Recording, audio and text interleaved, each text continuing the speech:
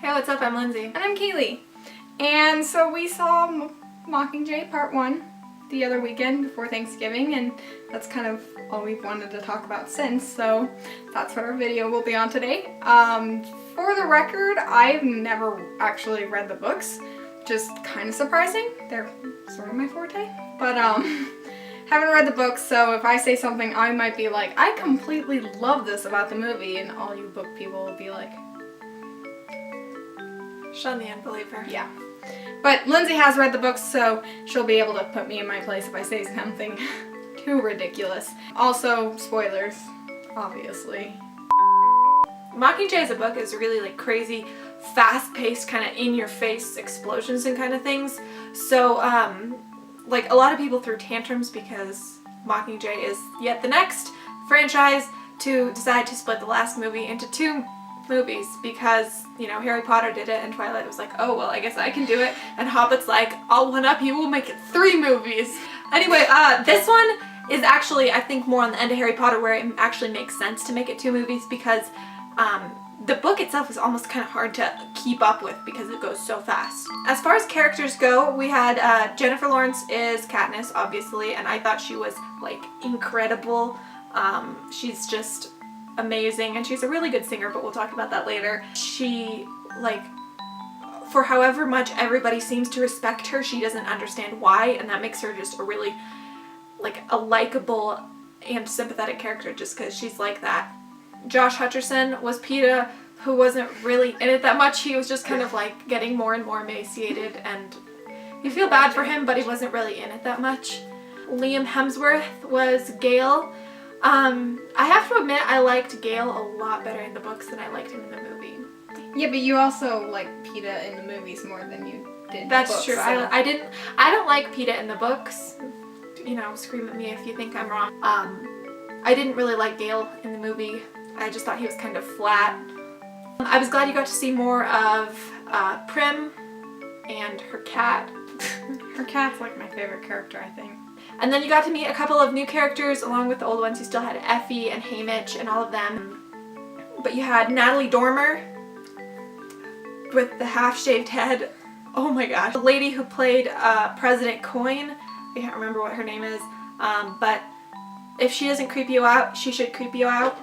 Fair warning. One thing, and I'm not sure how it's different from the books. I know a lot of people on Tumblr were saying that it wasn't how they pictured it, but they didn't dislike it. But one of my favorite parts of the whole movie was the hanging tree song. That whole scene. That scene and the hospital bombing scene were just, I feel like, so powerful. And I mean, I remember getting actual, like, goosebumps during, like, the way it starts, you know, with Jennifer Lawrence singing it, and then it just kind of bleeds into a chorus from a different district, and everything was just, I thought, so...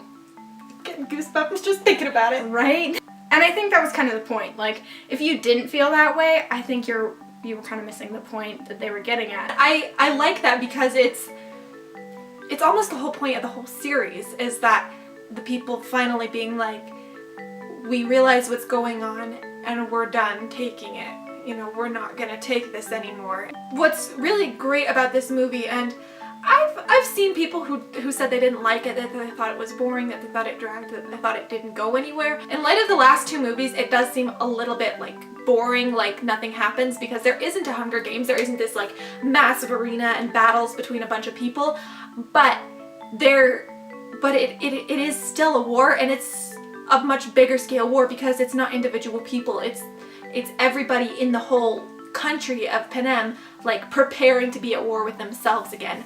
And it has Katniss being like, I don't want a war, but I want to protect the people I care about, and if this is how I do it, then I'll do whatever I have to. So that's true of Katniss, that's true of Finnick, that's true of all the victors, and that's really true of most of the people who are like refugees from District 12. Whereas I think the people from District 13, because they've been isolated so long, are actually kind of looking for a war. That could just be how I'm interpreting it, but that's kind of what I think it is. It's a lot of like really interesting factors that come to work together, you know, the different motivations of everybody kind of clashing, which I think is really interesting and really real. I feel that without, you know, the Hunger Games and all like the violence and stuff, I felt like this movie was even more terrifying if you actually like could see what they were getting at. I mean, all you see in this whole movie is manipulation and like, you know, all these dirty moves and, you know, oppression and it's like a subtle violence, you know? And if you were going to watch children kill each other, then yeah, this is going to seem pretty boring, but if you were going to see like the movie for the purpose of like what it's saying, like the message and stuff behind it, it's like hella scary, man. At another point in history, you may be able to just watch it and be like, you know, this is kind of boring, like this is a letdown, this isn't as good as the last few movies, but I think in context of like the real world right now, it's freaking terrifying because you go into the movies and you see, you know, the government being unjust to its people, just killing people because they disagree, because they are willing to stand out, and then you go outside and you see what's happening in, you know, the United States, in China, in Thailand, and in Mexico, and like so many places in the world, and it's like this isn't just a movie. This isn't exaggerated. This is a dystopia, but it's not actually that far off. And like it's just scary because like you actually see people using like the Mockingjay symbol as a symbol of rebellion, and people using the "if we burn, you burn with us" as a slogan to say, you know what, you can't get away with this, and this is actually happening. And if you don't get that, you're missing the point. Everybody kind of focuses on the romance, and I never did, even when I watched the first movie. And I don't know if that's because I didn't read the books, or because maybe the movies don't focus on it as much, even though the media does.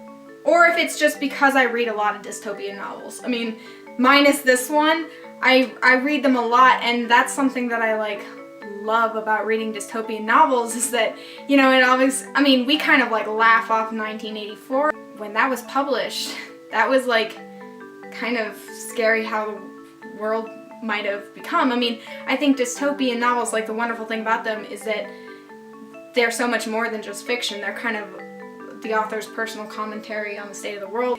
It's always interesting for me.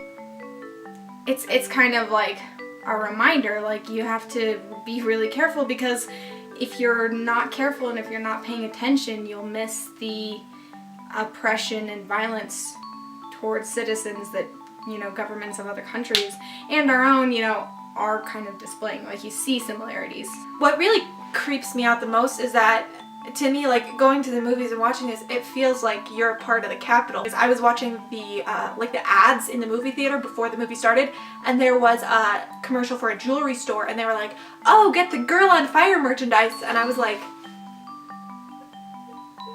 you're missing the point. If you're making about the merchandise, you're trying to sell this person, and I get that's how media works, that's how movies work, but we are the Capitol in a way, because all that people care about are this love triangle between, you know, Katniss and Peter and Katniss and Gale, and they want to sell the Girl on Fire merchandise, and you're missing the point that that's not what the movie's supposed to be about, and that's not what you should be focusing on. It's like, it's an anti-media media. It's kind of interesting, like it'd be an interesting like social study or whatever, you know, like how similar are we? I mean, and you can't live, you know, in your books, obviously. I mean, that's how change doesn't happen. It forces you to notice things in your own culture that you're like, it's not that bad now, but it could get that bad. So I mean, I personally I really liked the movie. It, you know, scares the crap out of me. Not in like a horror movie would, but it should still scare you. It should leave you like, it should leave you like,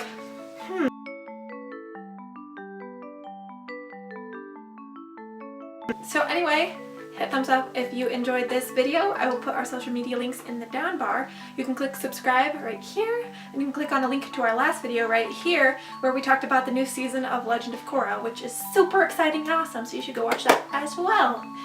So until next time, have a nice life. Bye.